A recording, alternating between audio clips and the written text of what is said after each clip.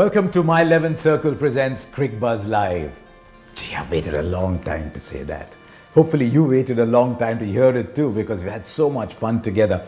And now everything seems set. It's been a while, but it seems that it's all systems clear. Hopefully no glitches between now and the first ball, because it's a tournament that we all look forward to so much. And sometimes the anticipation, the build-up, the debates are almost as exciting as the match itself. So let's go straight in there with the first team that we are going to present to you today. Last year's champions. They won 4 times in the last 7 years, and they've really been the standout team of the tournament in the last few years. But there's 2 little hurdles they need to fly over this year. I thought I'll get them out of the way very quickly. One, they didn't like playing in the UAE last time, but more important, they don't like even numbers. 13, 15, 17, 19. So here's a big incentive for Mumbai to say, right, we'll move that aside. We'll forget this alternate year winning and we'll win 2 in a row. Chennai have won 2 in a row. Remember, Mumbai haven't won 2 in a row. Now let's get into the team itself. The first thing that strikes you about Mumbai is it's so well settled. You close your eyes and you know 8, 9 players are going to start anyway. And as we've seen, the 2 best teams in the league, Mumbai and Chennai, they've shown the great value of having settled teams because everyone understands each other very well. They've played together for a long time. They know their roles. There's a couple of other things that's going Mumbai's way. Primarily the recent form of Quinton de Kock, who's been a wonderful purchase for Mumbai. So de Kock fires at the top of the order since becoming captain. His form in white ball cricket has been awesome. Captain of South Africa, by the way, there's no debate starting up here. The slight issue is with the actual captain. Rohit Sharma is one of the white ball greats.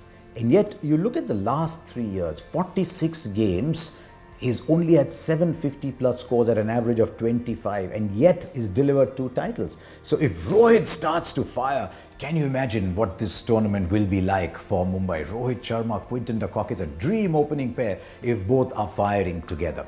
Now let's go down that order a little bit. And you'll find Surya Kumar Yadav at 3. Over the last 2 years, he's been solid. 500 plus in 2018, 400 plus in 2019. Can play both styles. He can go for it straight away. He can build an innings quality player up at number 3. Then 5, 6, 7 is their big core.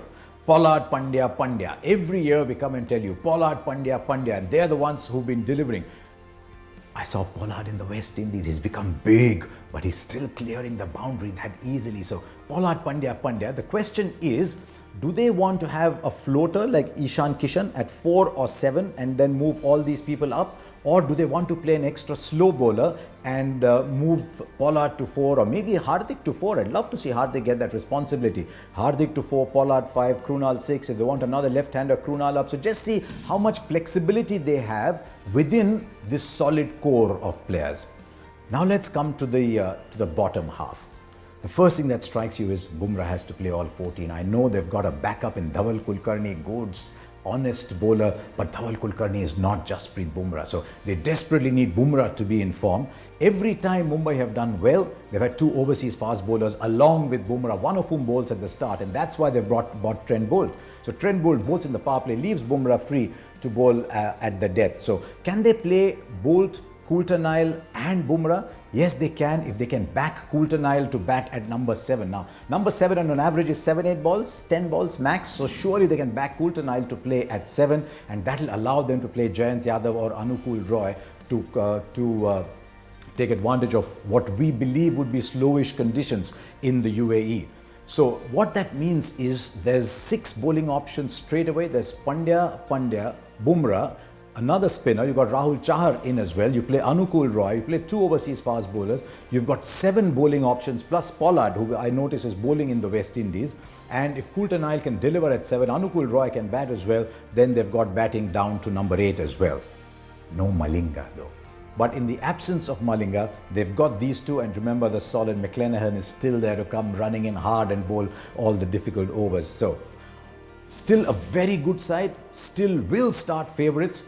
You want, if you're a fan of Mumbai, for them to start positive and not start slow and keep picking up all the way. It's a bit tense when you're a Mumbai fan. If they start off well, take advantage of the early wickets, then they can be very difficult to stop. Definitely among the favourites.